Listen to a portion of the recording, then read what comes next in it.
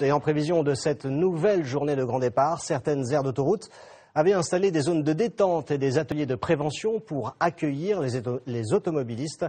Exemple en Saône-et-Loire sur l'aire de Mâcon-Saint-Albin, un reportage d'Aurélie Albert et Damien Rabessène.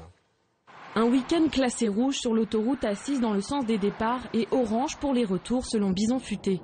Pendant 2 jours, l'aire de repos de Mâcon-Saint-Albin propose un village vacances aux Haussiens. Pour certains, c'est l'occasion de se détendre avec des massages. C'est toujours bien, on a entendu à la radio qu'il y avait pas mal d'activités ici sur l'aire à Mâcon et donc on a dit plutôt s'arrêter ici que sur une autre aire. Les enfants peuvent faire des différentes activités et nous on peut profiter des massages et d'autres choses. Rencontre avec des gendarmes, test des réflexes, test au choc. Pour d'autres, la pause est un moment pédagogique sur les risques de la route. Moi je suis un professionnel de la route, donc je suis routier. Donc on voit des accidents à longueur de journée où il y a des blessés parce que les gens roulent comme des fous, ne sont pas forcément attachés. Donc là au moins c'était l'occasion de qu'ils se rendent compte réellement de ce que ça fait. L'absence de ceinture, l'alcool, la vitesse sont autant de causes d'accidents de la route. Pourtant, en cette période de vacances, c'est la fatigue qui se fait sentir au volant.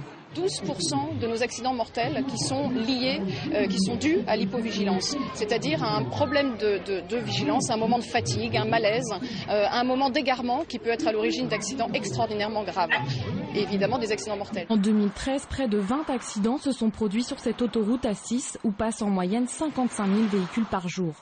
Alors pour ce dernier week-end de chassé-croisé, l'heure est à la prudence sur les routes.